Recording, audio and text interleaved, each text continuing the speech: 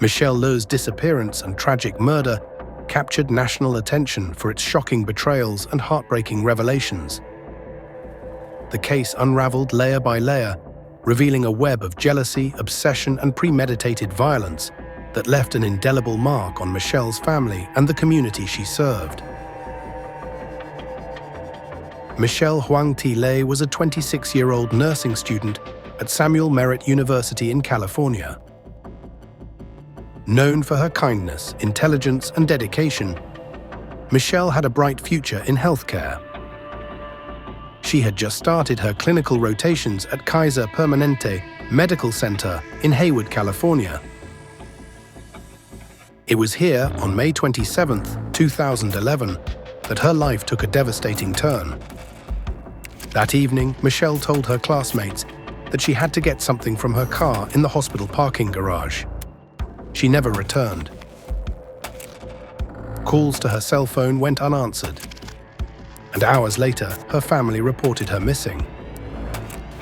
What began as a search for a young woman quickly turned into a criminal investigation with motives and suspects no one could have imagined.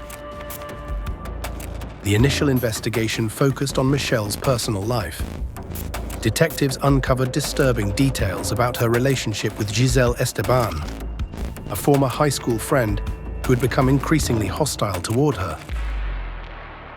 Esteban, consumed by jealousy and paranoia, believed that Michelle was romantically involved with her ex-boyfriend, Scott Marasigan, the father of her child. Esteban's delusions drove her to stalk Michelle, sending threatening messages and tracking her movements. She openly admitted her animosity toward Michelle to acquaintances and even to the police during questioning. Despite this, she maintained her innocence in Michelle's disappearance. However, the evidence against her began to mount. The evidence-built surveillance footage from the parking garage showed Esteban's car pulling in just before Michelle disappeared.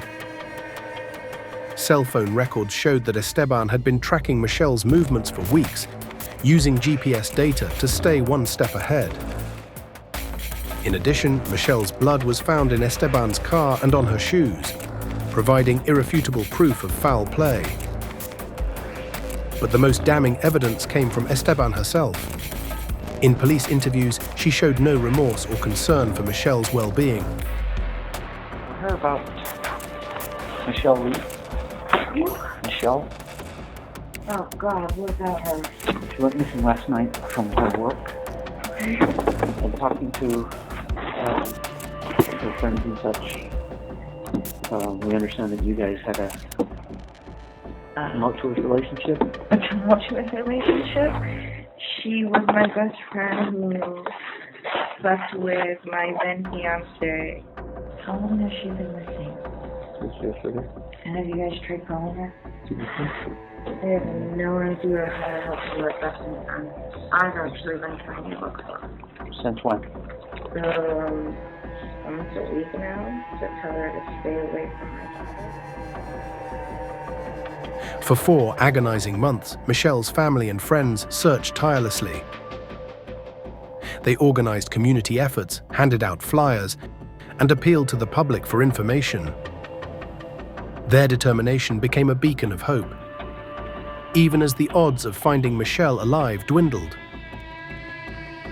Finally, in September 2011, a break in the case led investigators to a remote area near Pleasanton, California. There they found Michelle's remains buried in a shallow grave.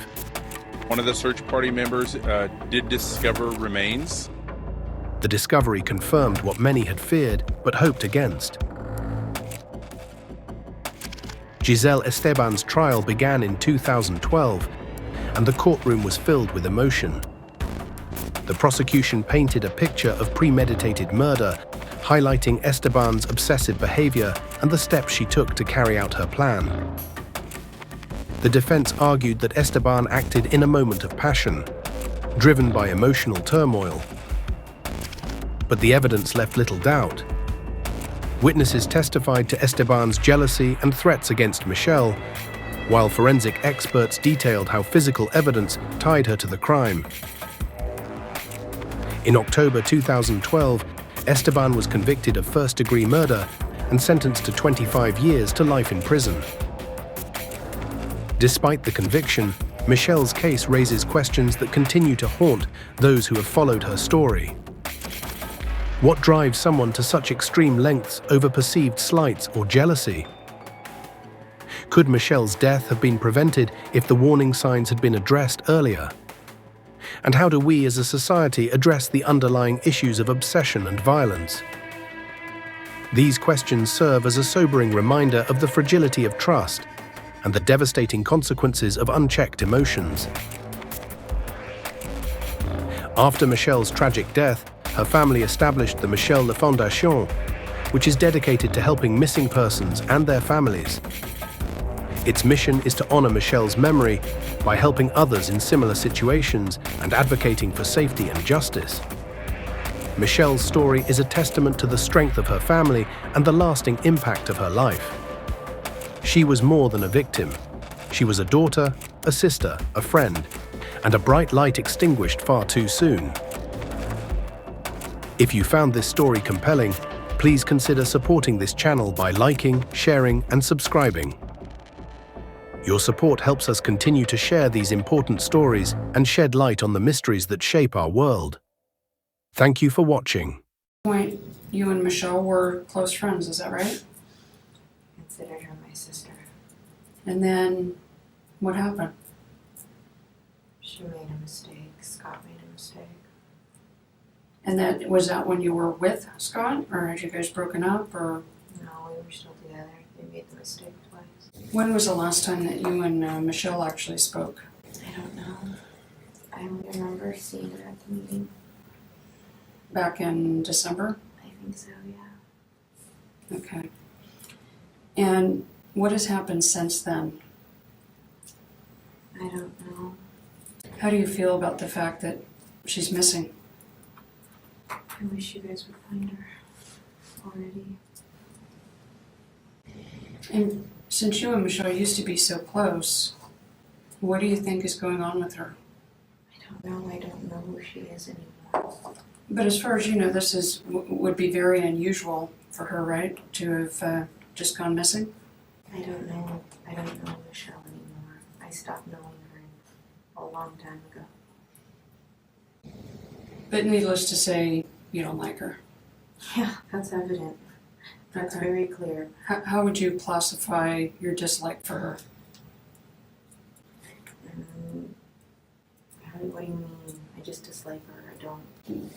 I mean, do you hate her? Do you want to see something bad happen to her? No, I just want her to stay away from